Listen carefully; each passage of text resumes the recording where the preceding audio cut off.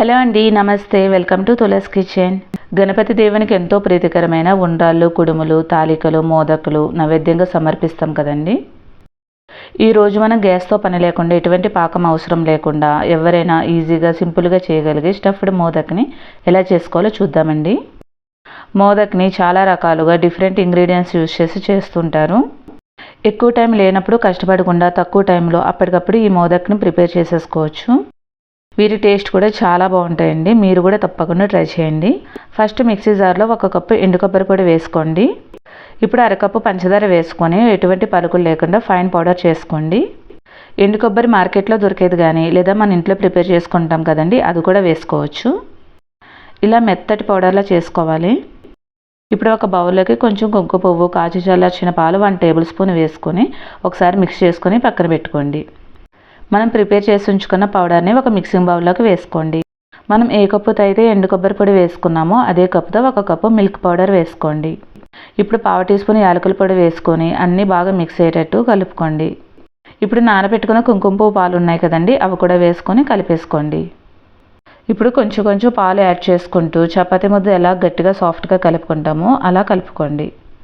పాలు యాడ్ చేసేటప్పుడు కొంచెం కొంచెం జాగ్రత్తగా వేసుకోండి. పిండి లూజ్ అయితే మోదక్ చేయడం కష్టమవుతుంది. దీంట్లో మనం కుంకుమ పువ్వు వేసాం కదండి, సో మంచి ఎల్లో కలర్ వస్తుంది. అలాగే ఫ్లేవర్ కూడా చాలా బాగుంటుందండి. పిండి చేతులకు అంటుకోకుండా 1 టీ స్పూన్ వరకు నెయ్యి వేసుకోండి. టేస్ట్, ఫ్లేవర్ కూడా చాలా బాగుంటుంది. ఇప్పుడు 1/2 కప్పు వరకు బాదం తీసుకొని ఇలా పౌడర్ చేసుకోండి. ఈ పౌడర్లో 1 టీ స్పూన్ మిల్క్ పౌడర్ వేసుకొని ఒకసారి కలుపుకోండి. దీంట్లో ఇక పంచదార పొడి ఏమీ వేయనవసరం లేదండి. ఇప్పుడు దీంట్లో కొంచెం కొంచెం పాలు యాడ్ చేసుకుంటూ ఒక ముద్దలా కలుపుకొని చిన్న చిన్న ఉండల్లా ప్రిపేర్ చేసుకోండి. వీటిని మనం స్టఫింగ్ కింద యూజ్ చేస్తాము. ఇప్పుడు ఒక మోదక్ మౌల్ని తీసుకోండి. ఇవి మార్కెట్లో, ఆన్లైన్లో ఈజీగా దొరుకుతాయి.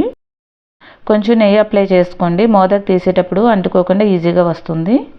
ఇప్పుడు మనం కలిపెట్టుకున్న డౌ నుంచి కొంచెం తీసుకొని లోపలికి ఇలా నెమ్మదిగా ఇన్సర్ట్ చేసుకోండి. పిండి అన్ని వైపులకు ఈక్వల్గా వెళ్ళేటట్టు కొంచెం ప్రెస్ చేసుకోండి. మనం చేసి పెట్టుకున్న బాదం బాల్ కూడా ఒకటి ఇన్సర్ట్ చేసుకొని పైన ఇంకొంచెం డౌ పెట్టి కవర్ చేసేసుకోండి. ఒకసారి గట్టిగా ప్రెస్ చేసుకొని నెమ్మదిగా ఓపెన్ చేసుకోండి. సో చూసారు కదండి మనకి ఎంత ఈజీగా వచ్చిందో. మోదక్ మౌల్డ్కి పిండి అంటుకొని సరిగ్గా రాకపోతే కనుక ఒకసారి వాష్ చేసుకొని మరలా నెయ్యి అప్లై చేసుకొని ఇలా సేమ్ ప్రాసెస్లో మోదకులన్నీ ప్రిపేర్ చేసేసుకోండి. మోదక్ మౌల్డ్ లేకపోయినా చేతులతో ఈజీగానే చేసుకోవచ్చు. కొంచెం ముద్దను తీసుకొని రౌండ్ బాల్లా చేసుకొని ఇలా ఫ్లాట్గా చేసుకోండి. ఇప్పుడు వీటిని బయటికి కొంచెం కొంచెం ఇలా ప్రెస్ చేసుకోండి. ఇప్పుడు ఆల్మండ్ బాల్ని పెట్టుకుని నెమ్మదిగా కవర్ చేసుకుంటూ పైకి ప్రెస్ చేసుకోండి. లేదంటే మోదక్ షేప్లో చేసేసుకొని పైన చాకుతో కానీ ఏదైనా గరిటెతో కానీ ఘాట్లు పెట్టుకుంటే మోదక్ షేప్ వస్తుందండి. మీరు కూడా తప్పకుండా ఈ వినాయక చవితికి స్టఫ్డ్ మోదక్ని ట్రై చేయండి. స్టఫింగ్గా బాదం ప్లేస్లో మీకు కావాలంటే కాజు, వాల్నట్స్ కూడా యూస్ చేసుకోవచ్చండి. బాదాన్ని మనం పౌడర్ చేసి తీసుకున్నాం కదండి, మీకు కావాలంటే చిన్న చిన్న ముక్కలుగా కట్ చేసి కూడా తీసుకోవచ్చు. కలర్ఫుల్గా ఎల్లో కలర్లో రావడానికి కుంకుమ పువ్వు వేసుకున్నాము. కుంకుమ పువ్వు అవైలబుల్గా లేకపోతే నార్మల్గా కూడా చేసేసుకోవచ్చు అండి. ఇలా ఎల్లో కలర్ ప్లేస్లో వైట్ కలర్ వస్తుందంతే.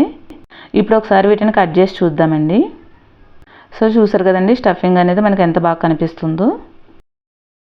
వీడియో నచ్చితే మర్చిపోకుండా ఒక లైక్ చేయండి. ఫ్రెండ్స్కి, రిలేటివ్స్కి షేర్ చేసి ఛానల్ని తప్పకుండా సబ్స్క్రైబ్ చేసుకోండి.